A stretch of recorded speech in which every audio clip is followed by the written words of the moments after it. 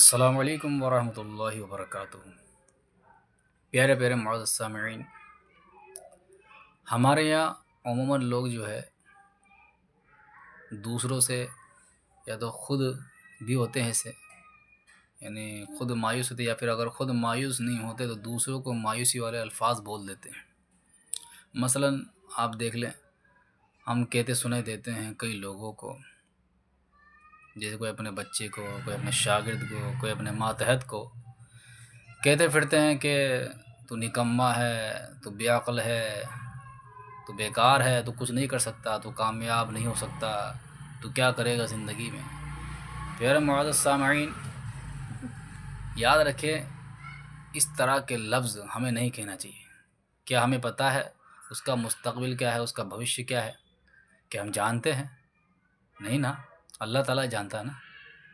کیا پتہ ہم آج جس کو نکما نکھٹو بے عقل کہہ رہے ہیں، کیا پتہ کل کا وہ مفکر ہو، محدث ہو، مقرر ہو، مفتی ہو، عالم ہو، صاحب عبادت گزار ہو، صاحب نیک پرہیزگار ہو، کیا پتہ بہت بڑا اللہ کا ولی بن جائے۔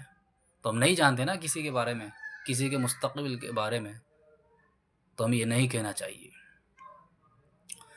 یاد رکھیں میرے پیارے اسلام بھائیو، کئی ایسے لوگ ہیں کہ زمانے میں ان کو ذلتیں دی جاتی تھی، انہیں ذلیل کیا جاتا تھا، انہیں ذلت و رسوا کیا جاتا تھا، انہیں بے عقل نہ جانے کیسے کیسے الفاظ سے انہیں جو ہے ذلیل کیا جاتا تھا۔ اور آج دیکھو،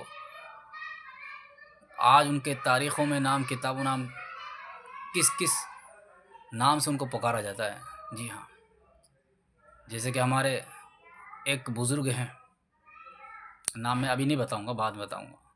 ایک بزرگ ہیں، ان کے بارے میں یہ ہے کہ ان کا معاملہ ایسا تھا کہ ان کو جب بھی کوئی سبق دیا جاتا تھا یاد نہیں ہوتا تھا، یاد کرتے بھی تھے تو بھول جاتے تھے، پھر یاد کرتے پھر بھول جاتے۔ اس طرح کا ان کا معاملہ تھا، اور بچے ان کو چڑھایا کرتے تھے، تم بے عقل ہو، تم کند ذہن ہو، تم کبھی کامیاب نہیں ہو سکتے، تم کیا کرو گے پڑھ کر۔ اس طرح کے انہیں کہا جاتا تھا، یعنی ذلیل و رسوا ان کو کیا جاتا تھا، بچے ان کو چڑھایا کرتے تھے۔ ایک بار کی بات ہے، ایک بزرگ جو ہے، ایک شخص جو ہے ان کے پاس آیا اور کہنے لگا، اے تفتہ زانی، ان کا نام تھا تفتہ زانی، اے تفتہ زانی، آؤ چلو سیر کرنے چلتے ہیں۔ علامہ تفتہ زانی رحمۃ اللہ تعالیٰ علیہ جو ہے، انہوں نے کہا کہ اللہ تعالیٰ نے مجھے اس لیے پیدا نہیں کیا کہ میں سیر و تفریح کروں، کھیل کود کروں، گھوموں پھروں، میں تو پڑھنے کے لیے آیا ہوں، میں کھیل کود کے لیے نہیں آیا ہوں، اور ویسے بھی میرا کند ذہن ہے، میں فضول وقت ضائع کیوں کروں، میں اپنا وقت جو ہے فضول ضائع کیوں کروں۔ اللہ تعالیٰ نے مجھے کھیل کود کے لیے پیدا نہیں کیا ہے، اور ویسے میں تو کند ذہن ہوں، میرا تو اور وقت ضائع ہو جائے گا۔ چنانچہ وہ شخص چلا گیا۔ اس کے بعد دوسرے دن پھر وہ شخص آیا اور یہی کہنے لگا، چلو آؤ سیر و تفریح کرنے جاتے ہیں۔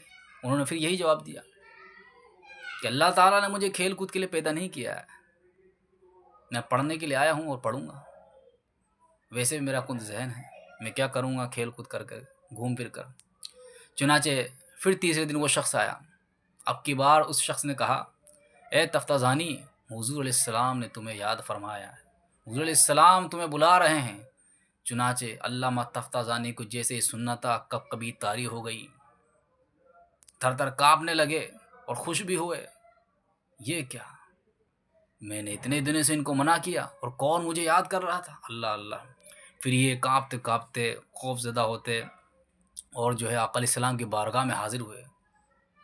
میرے آقا علیہ السلام کی بارگاہ میں جیسے ہی حاضر ہوئے تو میرے آقا علیہ السلام نے ارشاد فرمایا کہ ہم نے آپ کو 3 بار بلایا لیکن آپ کیوں نہیں آئے؟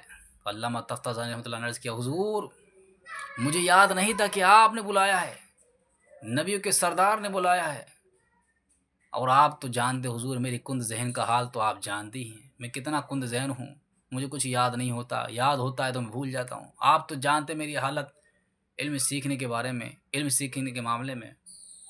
چنانچہ یہ آقا علیہ السلام کو سننا تھا تو میرے آقا علیہ السلام نے اپنا لعاب مبارک ان کے منہ میں ڈالا، اور ڈالنا کیا تھا، اس کے بعد ان کے لیے دعا کی۔ دعا کیا کرنا تھا، اس کے بعد علامہ تفتہ زانی اس دور کے مفتی بنے، عالم بنے، مفکر بنے، آج ان کو کہا جاتا ہے علامہ تفتازانی، ماشاء اللہ۔ تو دیکھا پیارے اسلام بھائیوں، علامہ تفتازانی کے بارے میں آپ نے ان کی زندگی کے بارے میں آپ نے سنا، ان کے علم دین سیکھنے کی زمانے کو آپ نے سنا کہ کیا تھی اور کیا سے کیا بن گئے، کہ جنہیں کند ذہن کہا جاتا تھا، بے عقل کہا جاتا تھا، ذلیل کیا جاتا تھا، لیکن کیا بنے وہ ایک دور کے علامہ، مفتی، عالم، فاضل۔ تو میرے پیارے بھائیوں، ہمیں نہیں پتہ ہم جس کو بے عقل کر رہے ہیں، کند ذہن کر رہے ہیں، کل کو کیا پتہ وہ مفکر ہو، محدث ہو، مجدد ہو۔ تو اس لیے ہمیں کسی کے بارے میں کچھ نہیں کہنا چاہیے، ہمیں اچھا ہی سوچنا چاہیے، اچھا سوچ کر اللہ تعالیٰ سے امید رکھنا چاہیے۔ ہماری چاہے اولاد ہو، بھائی ہو، ہمارے ماتحت جو بھی ہو، ان کو جو ہے اچھا ہی کہیں، اچھے الفاظ ان کو نوازیں، بلکہ ان کو حوصلہ افزائی کریں، تاکہ وہ اور علم میں جو ہے اور آگے بڑھے، علم سیکھنے میں اور آگے بڑھے، نہ کہ ان کا اور حوصلہ پست کریں۔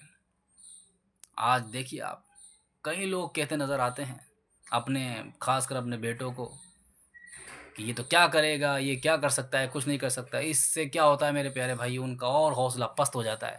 جو تھوڑی سی محنت کرنی بھی ہوتی ہے، اس سے ان کا وہ تھوڑی سی محنت کا جو حوصلہ ہے وہ بھی ختم ہو جاتا ہے۔ تو ہمیں اس طرح نہیں کہنا چاہیے۔ ہم کسی کے مستقل بارے میں نہیں جانتے میرے پیارے بھائیوں، اللہ تعالیٰ نے ہی ان کو پیدا کیا ہے، اللہ تعالیٰ ان کو اس راہ پر لایا ہے، اور اللہ تعالیٰ ہی کامیاب کرنے والا ہے۔